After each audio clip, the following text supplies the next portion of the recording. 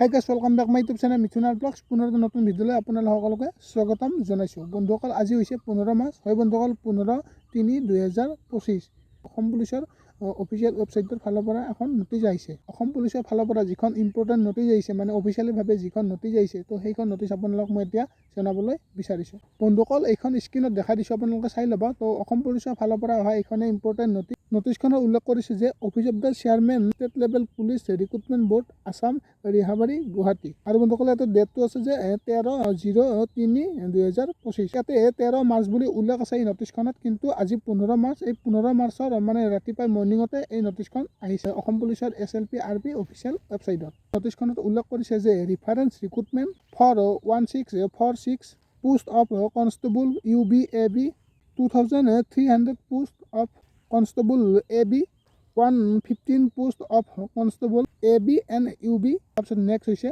58 post of boatmen Assam police. তাৰপিছত next হৈছে 204 post of constable police communication, 52 post of constable of police communication APR, আৰু লগতে 269 post of constable grade 3 5 post constable হাবিলদাৰ, 12 post of civil defence constable 10, যিখিনি আপোনালোকৰ constable লেভেলৰ post আছিলে। এই পদবিলাকৰ ইতিমধ্যে ফিজিকেল টেষ্টৰ ৰিজাল্ট মুকলি কৰি দিয়া হৈছে। হয় বন্ধুসকল, পুনৰ কৈছোঁ, এই পোষ্টবিলাকৰ ইতিমধ্যে 12 মাৰ্চ তাৰিখে ৰিজাল্ট মুকলি কৰি দিয়া হৈছে। এইখিনি কথা আপোনালোকে এতিয়া নিশ্চয় গম পালে। এতিয়া নেক্সট ষ্টেজৰ কাৰণে, মানে নেক্সট ষ্টেপৰ কাৰণে এইখন নটিচ আহিছে।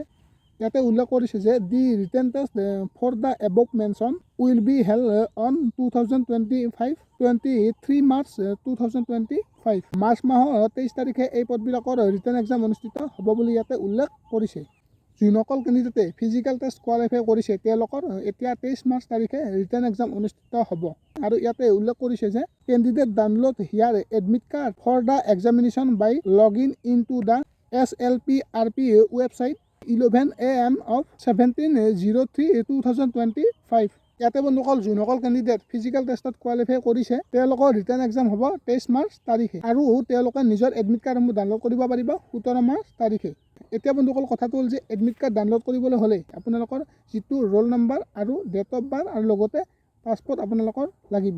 লগতে এই নটিচখনে উল্লেখ কৰিছে যে আপোনালোকে গভমেণ্টৰ ফালৰ পৰা ইছ্যু কৰা, মানে আপোনালোকে যিখন আইডেণ্টি প্ৰুফ হিচাপত, এখন Aadhaar card, PAN card, voter card, আপোনাৰ যিকোনো এখন ID প্ৰুফ হিচাপত নিব লাগিব। আৰু বন্ধুসকল, লগতে এডমিট কাৰ্ডত ইনষ্ট্ৰাকশ্যন যিখিনি লিখা থাকিব, তো সেইখিনি আপোনালোকে মানি চলিব লাগিব। যিটো আপোনালোকৰ এক্সাম চেণ্টাৰ, মানে এক্সাম ভেনু, তো এক্সাম ভেনুত গৈ কিনে আপোনালোকে তাতে আপোনালোকৰ এডমিট কাৰ্ডখনত স্পষ্টকৈ লিখা থাকিব, মানে কোনো ধৰণৰ এক্সাম চেণ্টাৰ সাল সলনি কৰিব নোৱাৰা বুলি এই নটিচখনত স্পষ্টভাৱে উল্লেখ আছে। যোনসকল কেণ্ডিডেটে AB and UB ফিজিকেল টেষ্টত কোৱালিফাই কৰিছে, তেওঁলোকৰ এতিয়া ৰিটাৰ্ণ টেষ্ট অনুষ্ঠিত হ'ব। তেওঁলোকৰ ৰিটাৰ্ণ এক্সাম অনুষ্ঠিত হ'ব 23 মাৰ্চ তাৰিখে, আৰু এডমিট কাৰ্ড ডাউনলোড কৰিব পাৰিব 17 মাৰ্চ তাৰিখে। বহুজন কেণ্ডিডেটে জানিব বিচাৰিব যে ইয়াৰে অসম পুলিচৰ ফিজিকেল টেষ্টৰ কাট অফ লিষ্ট, মানে ছেকেণ্ড লিষ্ট আহিব পাৰে নেকি বা আহিব নেকি।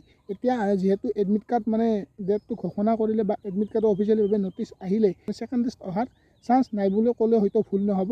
17 মাৰ্চ তাৰিখে আপোনালোকৰ এডমিট কাৰ্ড ডাউনলোড কৰিব পাৰিব। সেইবাবে কৈছোঁ, কোনো ধৰণৰ মানে ছেকেণ্ড লিষ্ট এতিয়ালৈকে মানে অহাৰ চান্স নাই।